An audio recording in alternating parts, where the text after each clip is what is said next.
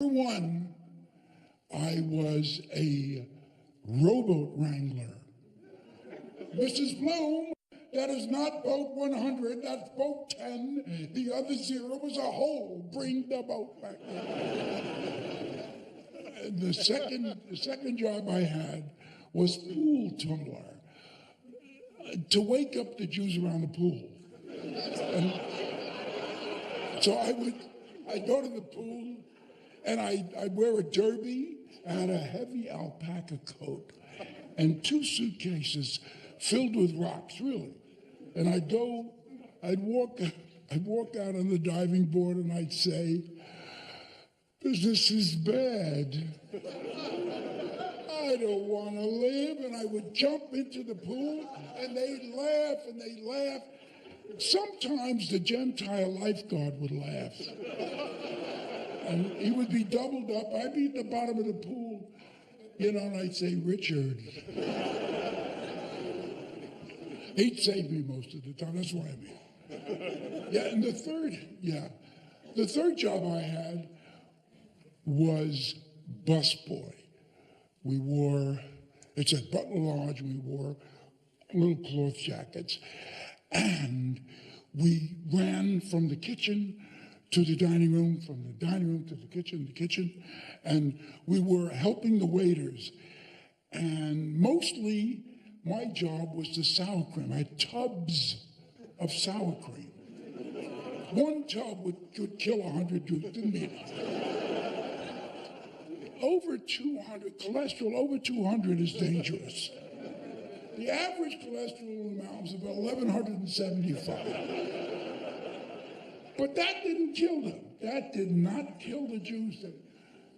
They could take the cholesterol. But what did kill them is then after they ate, they would go on a porch, long porch, and they're rocking. And what killed the Jews was a song called "Dancing in the Dark." Because they would often sing the song in the wrong key, which was very dangerous. Now, the way to sing that song is the way Crosby made a hit record with "Dancing in the Dark," something like this. Dancing in the dark, two hands were waltzing in the dark, and it's soon end. We can face the music together, dancing as we're dancing in the dark. It's a very high, rangy song. Here's how Jews started. Dancing in the dark, till the tune end. We're waltzing in the dark, and it's soon end. And we can face the music together. Dance, stroke, dance. But I'm getting ahead of myself. I'm going to take you all back to Williamsburg, Brooklyn, where I was raised. 365 South 3rd Street. I was the 4th boy of 4 boys born. My mother had 3 boys, and then she took a chance on having another child, hoping and praying that it would be a girl, she'd have a girl. So the doctor came over when I was born, and he came over, he said, "Mr. Kaminsky," that's our real name, Kaminsky. He said, "Mr. Kaminsky, here you are, a 10-pound, beautiful, bouncing baby boy." And my mother said, "You want him?" And she had enough boys. My father died when I was 2, and my mother was really a heroine, raising 4 little boys. So anyway, my mother said, never complained except once. Once we had a family meeting. My mother said to us, the front apartment, we lived on the 5th floor, and in the back, and my mother said, "I don't want to see any more wet washing cats. I'm sick and tired. I want to live in the front. I want to see the world." And she meant it, too. Very sad. She wanted to see the world, you know, the Iceman and the horse down out in the street. I didn't really know what the world was. So anyway, we had a family meeting. We were paying $16 a month. I was 5 years old, I remember all of it. And my brother Irving said, we can do it. So it was Irving, Lenny, Bernie, and me. We can do it. We can go from $16 to $18. That same apartment in Williamsburg is about $3,800 today. So anyway, we moved to the front. We made the move. My mother was very happy. And one night, this is true. I mean, what I tell you may be stretched for comedy's sake, but essentially it's all true. So my brother, at one night, like I say, I'm 5, I have to pee, desperately have to pee. My brother Bernie's in the bathroom. So I bang on the door and I say, Bernie, I gotta pee. And he said, I'm making. So I think making trumps peeing. I'm not sure, you know. But anyway, I mean, I can't reach the sink. Bernie's in the bathroom. The front window is open.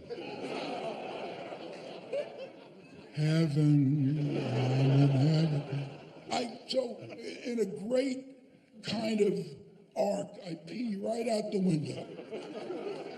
And I'm doing fine until I hear tumult and consternation below. What could be going? I look out, and oh my God, my mother and all the neighbors are sitting on the front step, the stoops. And Ida says, Kitty, it's coming from your apartment. Oh, well, and I hear boom, ba boom, a little rhinoceros going up to the 5th floor. Well, I jump under the covers, I hide. Bernie comes with a big smile out of the bathroom. Hi, Mom, bang! She beats the shit out of me.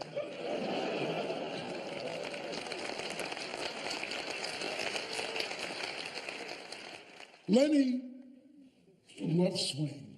Lenny had a zoot suit. He loved Larry Clinton and Artie Shaw. I used to sit on the toilet seat, cover down, and watch Lenny as he dressed. Now, Lenny spent all his money on clothes, and he spent most of his money on a Mopen hat. We had a hat store in Williamsburg, Brooklyn, called Mopen. It was on Broadway. Lenny got a hat, and for 20 minutes, he just worked the brim. I mean, I was amazed. Sometimes he'd take it off, he'd make it again, he'd put it on, he'd work. I had great family. Not only my brothers, but I had aunts that were fun and sweet, and I had uncles. Really, it sounds like an opening in the mountains. But I had an uncle that was so short, he drove a cab. And when he came down the street, no driver, that was Joe. So anyway, Joe used to pick up the doormen up and down Broadway shows. And if they lived in Brooklyn, when he went home, he took them back for nothing. He took them back to Brooklyn. So one night, Uncle Joe says, Mel, I got 2 tickets to a new show at the Alvin Theater on 52nd Street. By the way, the Alvin Theater has become the Neil Simon Theater. And I'll tell you a story about Neil Simon in a minute. So he said, would you like to go? I said, only yes. Only yes. So he said, okay, come on. So he takes me. He says, get down. I have to get down. He said, the flag's up, get down. So that means when that little flag is up, the police assume nobody's in the cab, because if the flag is down, then you have to have a passenger. That's the law. So you'll have to deal with it. So anyway, I'm lying on the bottom of the cab, and I can tell, I hear over the Williamsburg Bridge. That's the grating. Finished there. I look. There's the Empire State Building, 34. There is Chrysler, which must be closing in on 42nd Street. And he pulls up, and there's no problem parking. There's 4 cars in all of New York City. He parks in front of the Alvin Theater. We get out. We run into the theater, and then we start walking. And Uncle Joe, they gave him 2 seats, but they were in the second balcony, the last 2 seats in the second balcony. So we get up there, and it's Cole Porter's, anything goes. I'm 9 years old, and I'm listening to the overture is fantastic. Ethel Merman comes out and sings "You're the Top, You're the Top," and we're about 3 miles away. She's still too loud. There are no microphones around her. I'll never forget it because I said, I'm not going into the garment center. It's like a Clifford Odets play, I swear to God. I'm not going into the garment center. I'm going into show business. And that all from that one show. It was a dream. It was a dream to be in show business. Now, first things first. I couldn't get into show business because Hitler started a war. They send me to Fort Sill, Oklahoma. If you get a chance, don't go there. It's cold, it's flat, there ain't much to do. And they send me to Fort Sill, which is Field Artillery Replacement Training Center, FARTC. So I never forgot that and used it to advantage. They transferred me from the field artillery. They didn't like me, the field artillery. I don't know. I was too short for the field artillery. So they put me in the combat engineers. I guess they needed combat engineers. And we were just defusing mines and building Bailey bridges, which is like an erector set. You move it across a river or a stream, and you drop it on the other side, and trucks go over it. It's complicated. I can't teach you combat engineering tonight. You'll have to see me privately for that.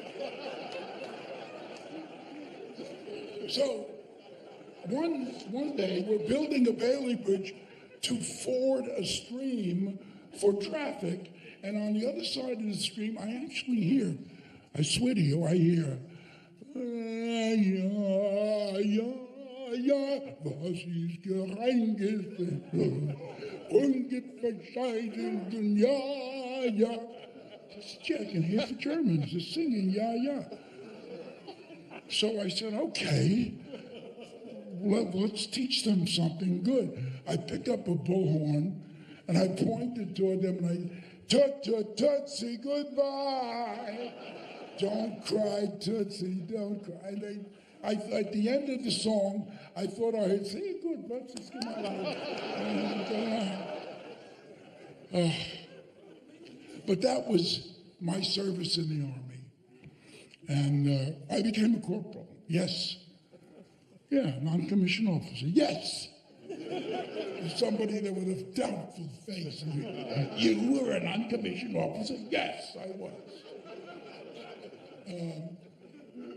Earlier, the guy that got me to Hurleyville, to the Butler Lodge, his name was Don Appel. He was an actor. And he got me the job because he thought I was cute, funny, up in the mountains. He got me this job. And he also worked with Sid Caesar. Don Appel kind of discovered, excuse me, oh my God,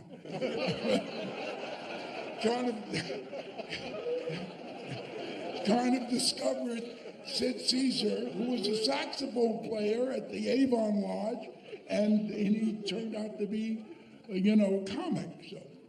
So Don said, after the war, he said, Mel, Sid is playing at the Copacabana. He's opening tonight, and I got some tickets. So he took me to the Copacabana.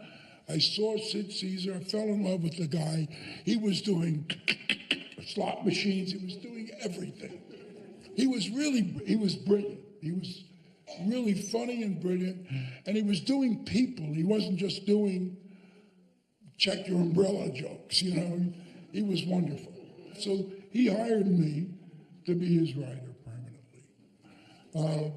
Max Lehman didn't like me. He was like the producer, director of the show. And I would do crazy things. If there'd be a rehearsal, dancing rehearsal, and I saw that shiny floor the dancers were dancing on, and they took a little break, I'd run across that floor and I'd slide against the wall. I'd say, safe. I loved it. And then Max Lehman would throw a lit cigar at me to kill me. He hated me. We've done 2 years on the show of shows, and I'm by far the best writer of them. No, I'm kidding. But I'm doing my best. I am contributing. It's 2 seasons.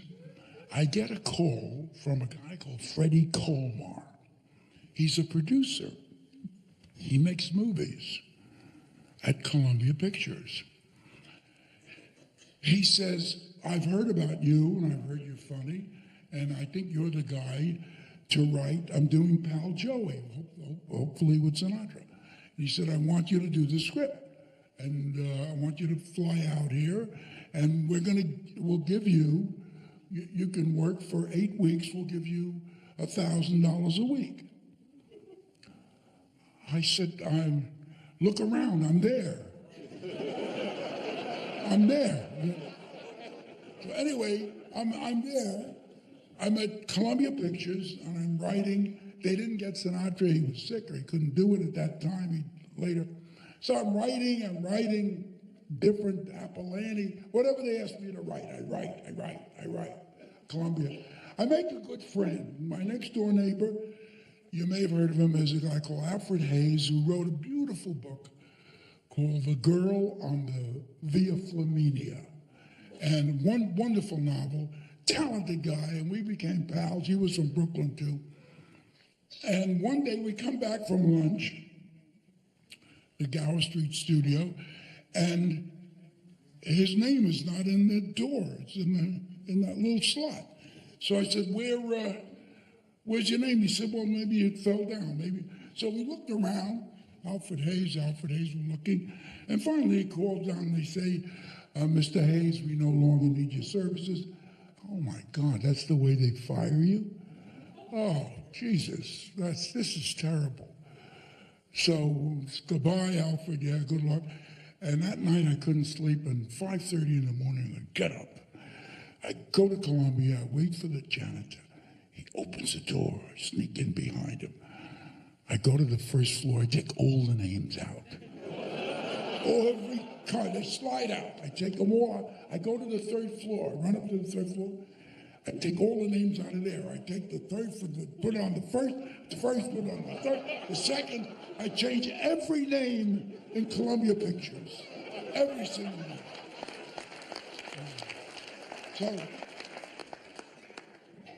So the head of the studio, well, not the big head of the studio, but the head of movies, a great guy, used to be a comedy writer. His name is Jerry Wald. Jerry comes into my office and says, Mel, you were seen.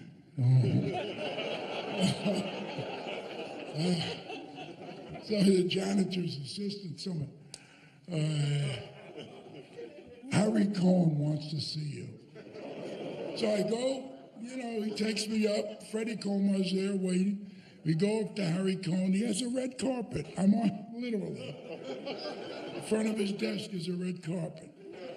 And Freddie says, give him a break. I mean, he's a fun kid. He likes fun. Please, Mr. Cohen, don't fire him. And Harry Cohen says, I don't want him fired. I don't want him fired. I want him fucking killed. I want him killed. I want him dead.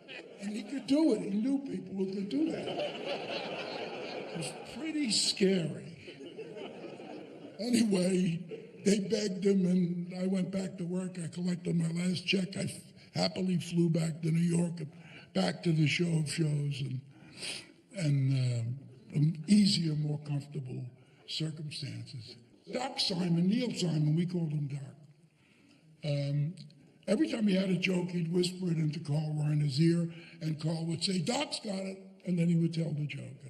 And it usually was pretty damn funny. He was a big fan of mine. He liked my comedy. So we often had lunch together. So one day, Larry Gelbart and Doc Simon and I were walking up 57th Street, and 3 nuns approach us coming down. And Neil says, Mel, please. He knew. Please. And as soon as they got close to us, I said, get out of those costumes, the sketch is out. You know? It's terrible. Oh, okay. I was working with a guy called Charles Strauss and Lee Adams, and we were doing a show on Broadway that didn't really make it. It wasn't so bad. It wasn't so good. It was called All American, starring Ray Bolger. And Charles Strauss is a very good composer. Once upon a time, very good composer. And so he said, come with me, I have to go to a Perry Como rehearsal because I'm doing a special song for Anne Bancroft at the Actors Studio. So he was playing piano for her. He said, fine, I'll go with you. And I go with him, and they're on stage in a white dress as Anne Bancroft. I've never seen anything like it. She's incredible. She's beautiful. And I yelled out, Anne Bancroft, I'm Mel Brooks. So who the hell are you? What do you want? So anyway, we started dating. I wouldn't let her. I would end up everywhere she was. I said, Kismet, it's good. She said, you're following me. Not Kismet. You're following. No Kismet here. So we started going out together. She was working, I wasn't. So she would slip me money under the table. You know, bills and... So we usually ate at a Chinese restaurant. So I went to one day, like the bill altogether for the both of us was $10, and I left 15. I left a $5 tip. Bang! She hit me. With my money, you're leaving such a big tip. Big shot. Finally, with Anne, I worked hard, and I wrote a rough draft of a thing called Springtime for Hitler, which later became the producer. And but nobody wanted it. The only guy who liked it was Sidney Glaser. He got an Oscar for the Eleanor Roosevelt documentary. Great guy, and we took it everywhere. We got a bite from Lou Wasserman at Universal. We said, oh, okay. So we see Lou Wasserman. He says, I like the script. It's funny. We want to do it. One little change. If you make it, we'll be on your team. What's the change? Instead of Hitler, could you make it Mussolini? He's a much nicer guy. It's not so, it's not so... I said, no, you didn't get it. So anyway, we make Alpha Betty Olsen, who's my pal from the Village. She becomes a kind of help. She becomes a casting director. She says, Mel, I got Dustin Hoffman to play Franz Liebken, the crazy. I said, fabulous. Dustin Hoffman, he's so talented. And then Dustin, about 3 weeks later, Dustin calls me and says, you know, believe it or not, Mike Nichols wants me to fly out to California to audition for Benjamin opposite your wife in The Graduate. I said, go, you're a mutt, you'll never get it, they'll look at you on film. There's no chance I'll lose you, you know. And, you know, he calls, you know. But anyway, I took a good bounce. I got Kenny Mars, who was a very good Nazi. He was very good. So anyway, the producers came out, and the New York Times, there was a review by Renata Adler. I don't know the names of the ones that liked me. I swear to God, I only know the shitheads that have given me the worst reviews in my life.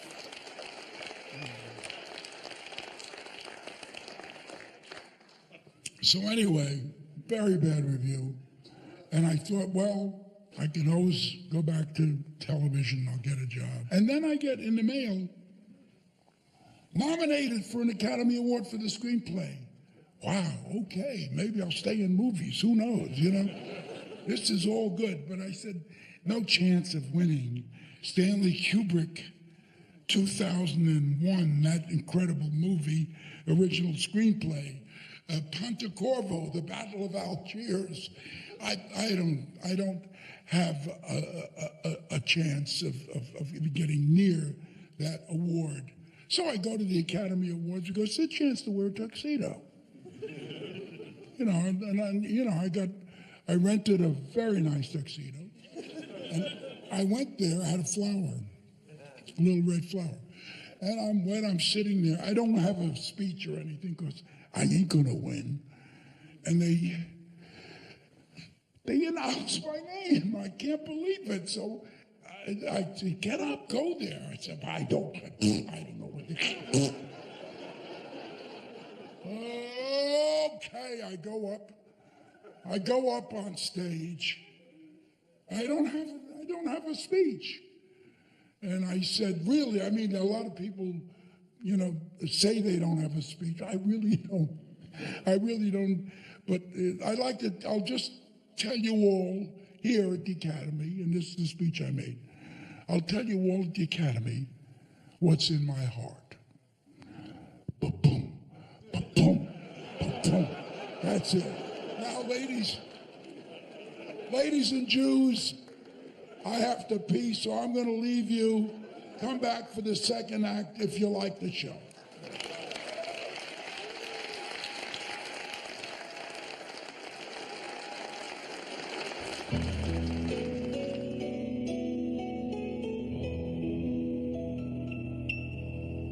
High anxiety whenever you're near. High anxiety, it's you that I fear. My heart's afraid to fall. It's crashed before.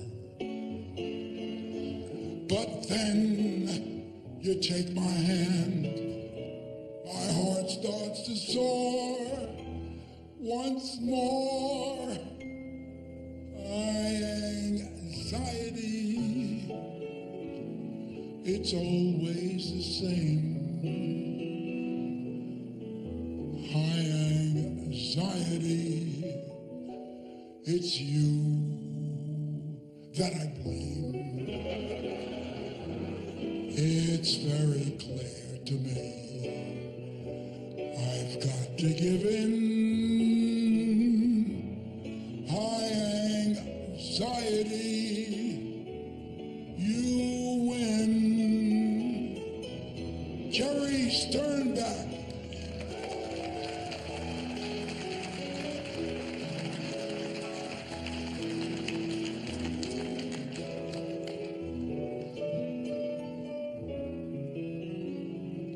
My heart's afraid. it's crashed before. But then you take my hand, my heart starts to soar. Once more, key change. High anxiety, it's always the same. Ooh, anxiety, it's you that I blame. It's very clear to me. I've got to give it thanks for the whip crack. High anxiety. And remember, ladies and gentlemen, be good to your parents because on occasion, they've been good to you. You win.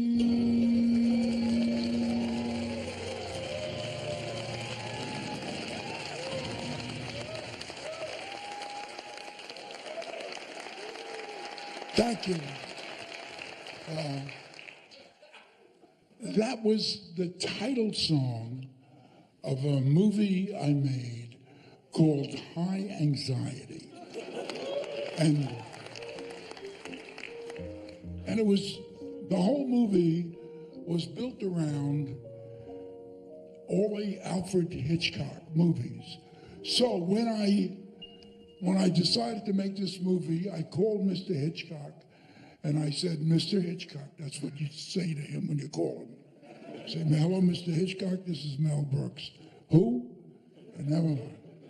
And then I told him the idea that I wanted to do a pastiche of all of his famous scenes from his famous movies and have fun with it. He said, sure, come on, come over. So he had seen Blazing Saddles. He knew that I could do funny stuff.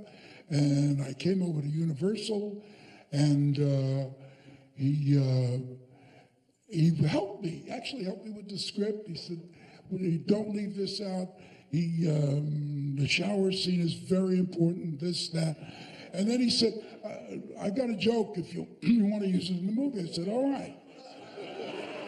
This is Hitchcock. He's pitching jokes. I said, okay, what? Okay, Hitch. By now he's Hitch. Okay, Hitch, what's the joke? And he says, a guy is being chased by a bunch of bad guys, and he's running and running and running. And finally, he reaches the end of his rope. He's at the end of a dock, and the ferry is 12 feet away, and he leaps in the air and lands on the deck of the ferry. But the ferry is coming in. So, I said, and that was a great joke. And if I had the money to do it, I would have done it. He was terrific. I finally finished the movie, and I do a screening just for Hitchcock, just for Alfred Hitchcock. And he sees the movie sitting next to me. Every once in a while, he's doing this. I guess he's laughing. It's shaking. That's when the birds were shitting on me. So, and then he gets up. And he shuffles. It took about half an hour. Shuffles, and he leaves. Doesn't say he likes it. He don't like it. Well, I'm heartbroken. I said, oh my God. He didn't think much of the picture. The next day, I'm at 20th Century Fox. A boy arrives carrying a wooden case of wine. Chateau Aubryon, 1961, priceless. And puts it on my desk, and there's a note on it. Have no anxiety about high anxiety. It's a wonderful film. Love, Hitch. So, I mean, it all worked out. There's another song I'd like to do for you, but I may not. It's I'm not sure. It was written by John Morris, who did the music. I did the lyrics for a film called Blazing Saddles. So I got I called the William Morris office, and they got Frankie Lane, who had done Mule Train with those rib cracks, and I mean, the 3:10 to Yuma. I mean, and every dopey Western, he sang his heart out in the title. And when I gave him the thing and he rehearsed it, he turned to me with tears in his eyes. He said, "I love this beautiful song." I didn't say a word. I said, "Okay, wonderful, thank you, Frankie." And he sang it. He sang it with gusto, with all of his heart. I'd like to do it for you now. He rode a blazing saddle. He wore a shining star. His job to war for battle, to peg men near and far. He conquered fear and he conquered hate. He turned dark night into day. He made his blazing saddle a torch to light the way. Hold it, Jerry. He made, look, Frankie Lane is singing this. He made his blazing saddles a torch to light the way. And he just didn't get it. All right, okay. When outlaws ruled the West and fear filled the land, a cry went up for a man with guts to take the West in hand. They needed a man who was brave and true, with justice for all as his aim. Then out of the sun rode a man with a gun, and Bart was his name. Yes, Bart was his name. He rode a blazing saddle. He wore a shining star. His job to offer battle to bad men. He conquered fear and he conquered hate. He turned dark night into day.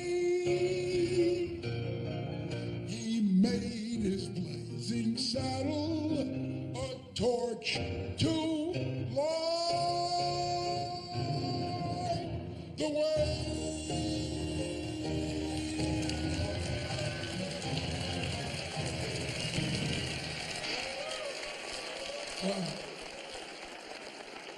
I want to tell you a little story about Blazing Saddles.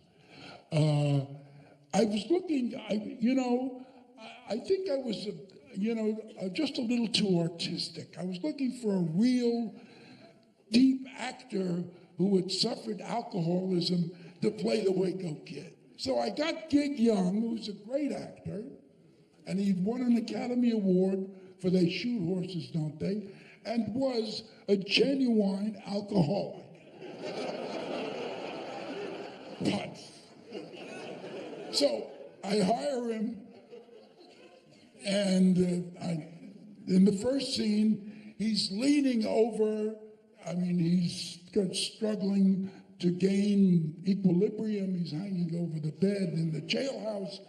And Cleavon Little, God bless him, I really love that guy. So good, so sophisticated.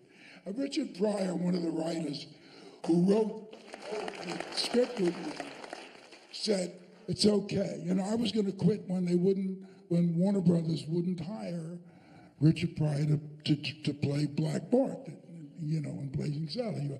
He's the funniest guy. But they didn't know, and they said he takes drugs. They said no. I quit, and he said, no, don't quit. I'll never get my last payment. I said, okay. So I said, okay. So we looked for a guy. When we found Cleavon, who was a stage actor, and really a great actor. And Richard said to me, look, I could be Cuban, but there's no mistaking Cleavon. He will scare the shit out of those rednecks.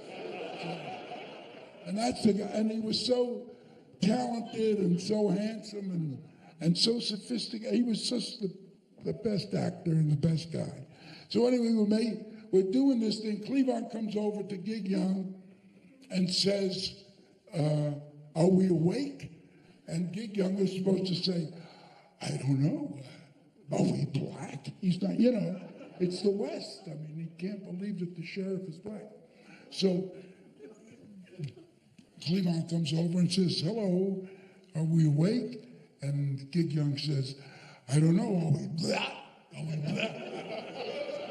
I said, all right. I turned to my assistant director and I say, look, this guy's gold. Look at him. Look what he's giving. He's giving the alcoholic. He's giving blah, blah.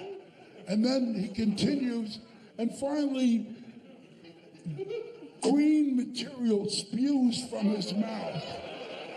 It's like I'm shooting The Exorcist here. I said, well, this is a little too much. Call an ambulance. So I called Gene Wilder, who was in New York, and Gene said, I'll be out. And he came right out. He got right into that costume. He tried out a couple of horses. He picked a nice one. He's great. I mean, Gene was just, and I realized, always get, a majestic actor who could really do comedy. Because if they could do comedy, they can do anything. And Gene was the guy. And he did it. He saved my ass. The next one I got was Madeline Kahn, and she came to audition. And I said, lift up your skirt, I want to see your legs. And she said, oh, it's that kind of an audition. I said, no, I'm happily married. No, it's not. It's Destry Rides Again. It's Marlene Dietrich. I mean, you got to straddle a chair. She said, okay. And she did, and God bless her, she was perfect. And then later I thought, why shouldn't it be one of those?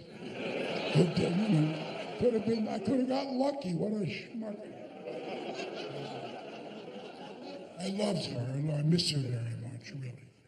So we have a preview, the first preview at the AFCO Embassy Theater on Wilshire.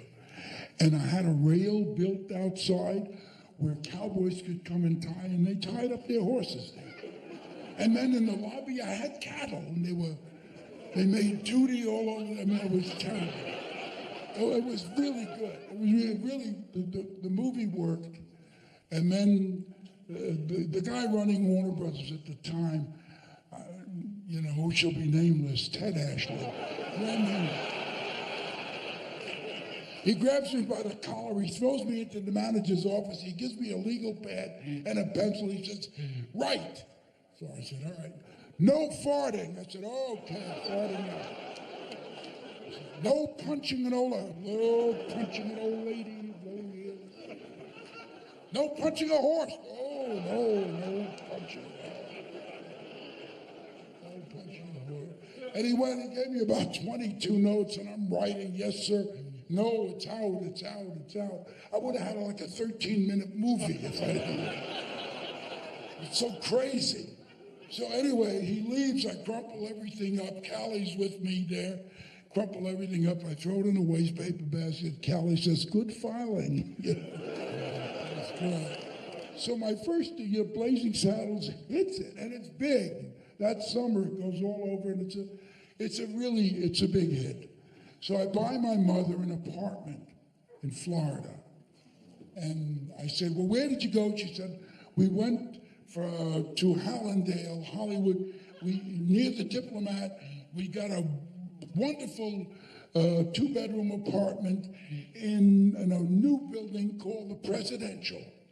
I said, wait a minute. The Presidential what? It can't be just it's got to modify something. It's an adjective. It can't just be the Presidential. She said, that's it. That's what it is. It's just the Presidential. It's over there.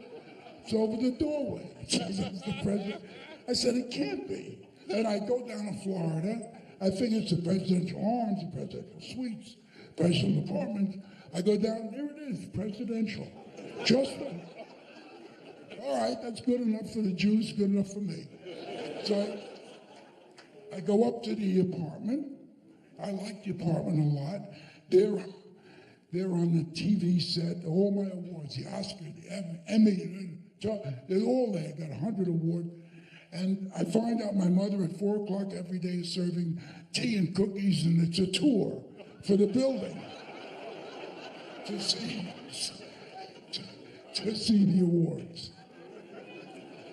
Anyway, my mother wants to eat at a Chinese restaurant in Miami Beach. Sadie is living there with Mom, and Sadie, I love Sadie. Sadie and Mom are there, and they're in the back of the car. I hire a Lincoln. I'm in the Lincoln. I'm driving the Lincoln, and they're chatting in the back. And this is all good. And then Sadie says to my mother, I don't forget, remember when Irving was 3 and you gave him that haircut from the Bull, how crazy he looked? And my mother laughs and Sadie laughs. Now the laughter gets out of hand and they get a little hysterical. They're in the back of the Lincoln and they fall off the seat. They're in the well of the car, still laughing. They never stop laughing. They're falling all over each other laughing. I'm on a causeway. I can't get, there's no way to park, nowhere to get. It's just 2 lanes with rails and water. It's 3 miles. And I'll never live through that. Finally get to the other side. I picked them up, I straightened them out. I open the door and leave them out, get them into the Chinese restaurant. I come back to the car to lock up. There's another car right next to me, also a Lincoln Town car, you know. So the chauffeur gets out of that car, he says, who you got? I said, what do you mean? He says, well, who you got? Who you driving? I said, Mel Brooks. He says, is he a good tipper? I said, the best.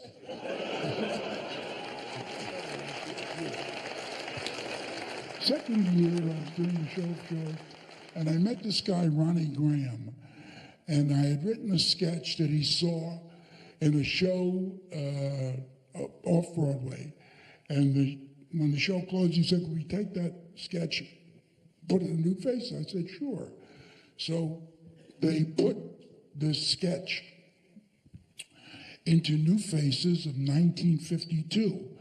Well, anyway, my sketch, which closed the first act, was very simple. It was a satire of death of a salesman. And actually, I got a note from Martha Miller, who saw it, and said, not bad. You try your hand at something bigger, you know. It was very, very nice.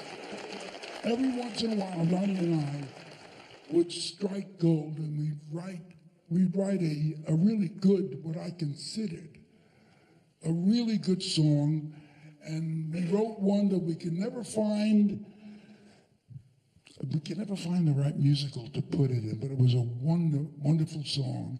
And I'm going to take a chance and sing it for you tonight.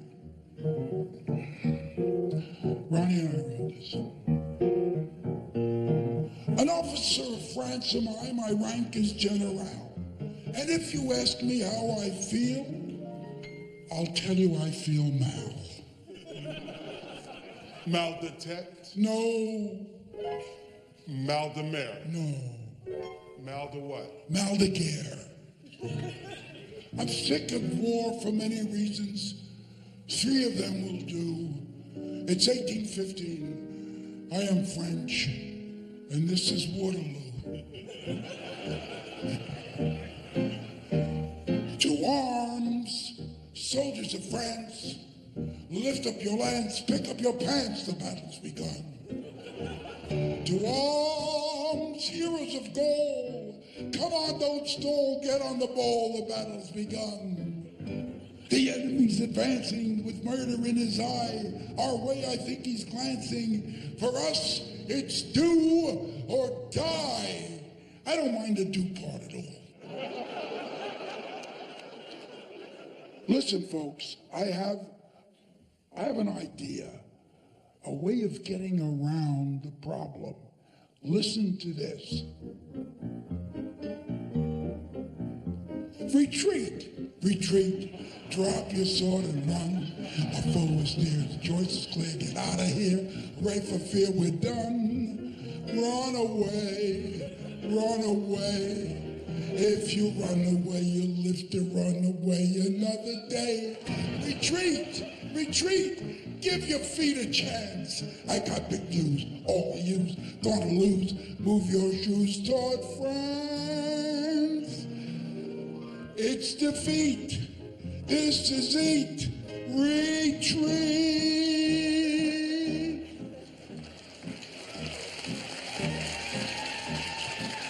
We're right in the middle. Show me a man with deep red blood in his veins. If he got brains, he'll keep that blood in his veins. Show me a man who doesn't know the meaning of fear. Show me a horse, I'll disappear. Show me a man who scorns the coward in flight. Show me a man who loves the smell of a fight. Show me a man who loves the feel of steel in his gut. Show me that man, I'll show you a nut. Wait a minute, wait a minute. What am I saying? What am I doing? Shame, shame, shame on me. How could I forget my law bill friends?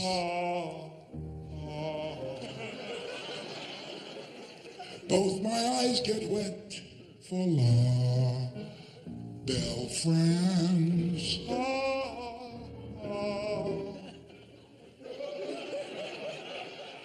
Children playing hide and seek beside the river Seine. Dentists pulling out French teeth with very little pain. All right, with the yards, enough for now. Just play the piano. Every night I dream of law bell France. Take my lost centime about take France. I would beg and I would cry for her. I would cheat and I would lie for her. I'll tell you the truth, I'm not gonna die for her. For law bell France. Here they come. They're breaking through. What'll we do? What'll we do? I got a dandy idea. Let's go back to the top of the first chorus. Retreat, retreat. Give your feet a chance. I got big news for all of you. Gonna lose. Move your shoes toward France. Face defeat. Be discreet. This is it. Time to quit. Backward feet and retreat.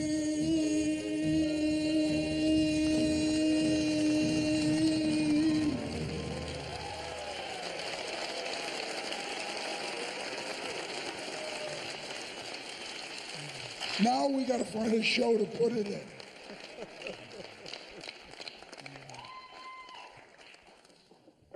Thanks for that scream. Jerry, that was wonderful. Even the R's, I really enjoyed it. Now get out. Thank you. Jerry Sternbach. Every show I do, usually I do with some other person. This is flying blind. This is crazy.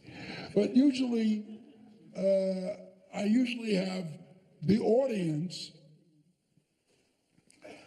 ask me questions. But before I do, I'd like to acknowledge the fact that an old, talented Jew is sitting right off my right hand here. Carl Reiner, folks. Just occurred to me. You do something that I don't think anybody else in the world can do. We had a sketch once on the Show of Shows where Sid comes into a room and wants to be quiet. He's going to burglar or something. Yeah. And he steps on a cat. Dial in for money. Wait. I remember this guy. And he steps on a cat. And we tried there's no recording of a cat noise. The only person in the whole world who can do a cat noise is the man standing there. The Mel Brooks. Now, sir, for this audience, would you do us the cat noise? I'll tell you what happened. I never appeared on the Show of Shows. I knew that between Carl and Sid and Imogene and Howie Morris, that the talent was there. I mean, I wasn't going to try and get into the sketches and do my act. So I was very happy that we had such great talent. So I never pushed to be in the show. Now, the sound man who heard me make my cat sound said to me, in the middle of the sketch, they want a cat sound, and I can't do it. Could you do it?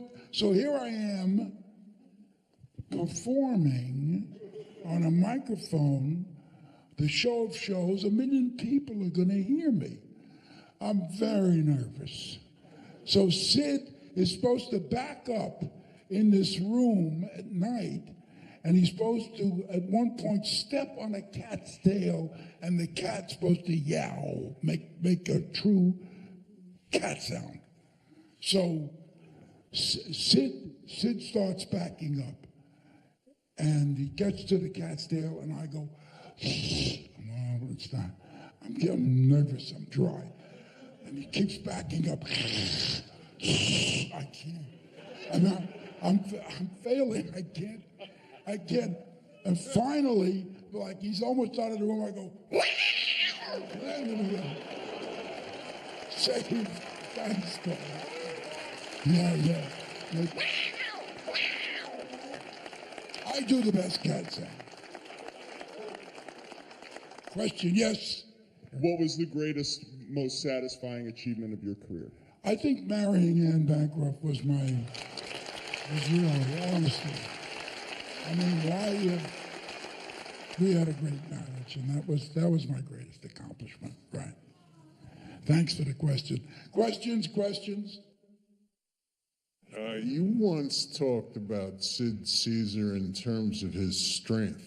Can you talk about that a little bit more, that he was a very powerful man? But we went to Chicago once, and Sid was really powerful, and he was smoking cigars, and he was drinking a lot of vodka. He was appearing at the Palmer House, the Empire Room at the Palmer House. He was very good, but he wanted quicker, better jokes.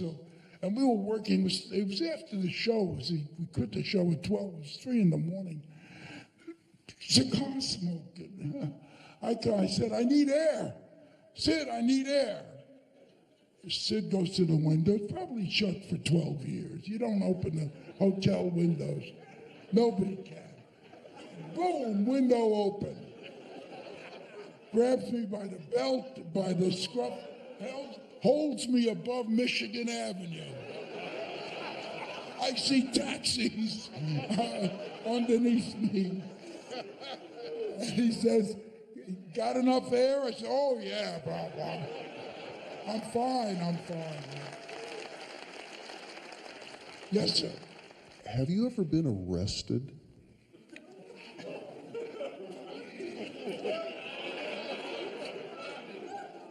That's a plant.